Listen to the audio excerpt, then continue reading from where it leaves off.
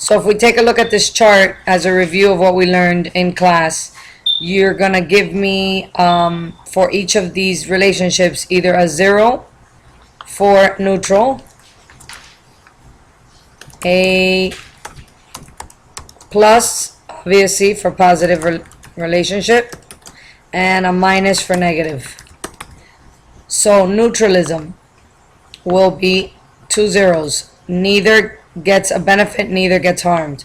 Competition, 2 negatives. Both can get harmed, or both can get injured, for that matter, and cause death. Commensalism, one benefits, the other's neutral.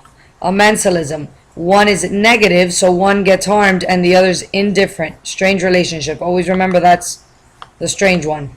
One benefits and the other's indifferent. Mutualism, 2 positives, both benefit.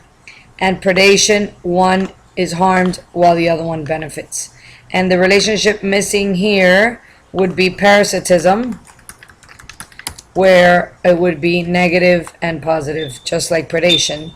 The difference being predator-prey is non-symbiotic. So evolution. When we study evolution in this class, you're going to remember certain things. The word change, the word population, over time, and I'll underline these. And the change is in genetic makeup over time. Reproduction is a must. For a population to evolve or genes to change, they must produce offspring with these traits, and those are the ones that are naturally selected by their environment. Now this picture here describes micro and macro evolution. Micro, which describes small scale evolution, would be the image going across, not because it's less species, it's because it involves a change within a type of species. In this case, the lizard is changing color and size. This is macroevolution. This is a hypothesis that has yet to be proven. This, on the other hand, has led to the theory of natural selection. This hypothesis is where scientists believe that from lizards, birds evolved.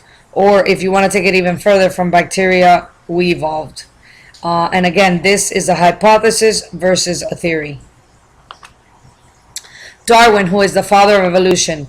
Certain things you have to know about Darwin. He traveled the world. He did just, emphasize the theory of natural selection. He did most of his studies in the Galapagos Islands.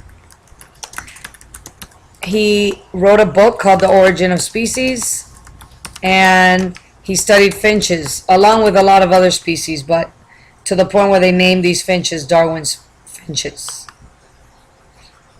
Here's an example of natural selection and how it occurs. Basically, you can have a population where more offspring are produced than the environment can hold or the organisms can survive in.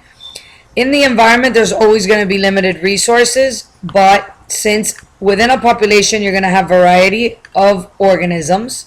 Take, for example, look at your class. There's all different types of species in your class, some with brown hair, some with blonde hair, some that are fast, some that are slow. And in the end, the organism with a trait that is the advantage for that particular situation in the environment will win. And by winning means they will survive and produce offspring with the favorable trait.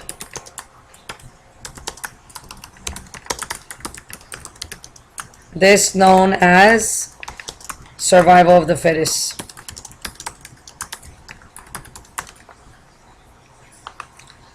Here are the types of natural selection.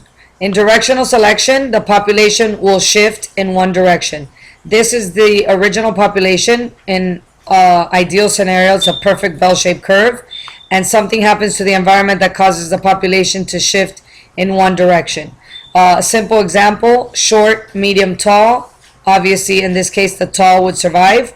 This can also be directional in the opposite direction, so the curve would look like this, and that would be the short. Disruptive, think of a U for a U-shaped curve. Basically, in this case, both extreme traits survive and the average trait disappears. In stabilizing, think of it as a stable, perfect environment, not really, but the average trait survives.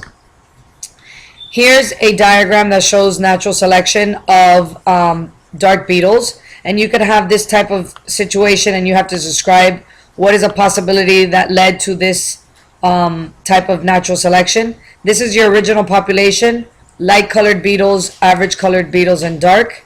And over time, something must have happened to the environment. We came up with some ideas in class. Basically, maybe the beetles that were in this stable environment had trees with flowers in light color, average color, and dark color. And over time, something happened where only dark colored flowers dominated, and then the dark colored beetle were the survival or had the preferable trait or favorable trait to survive that condition.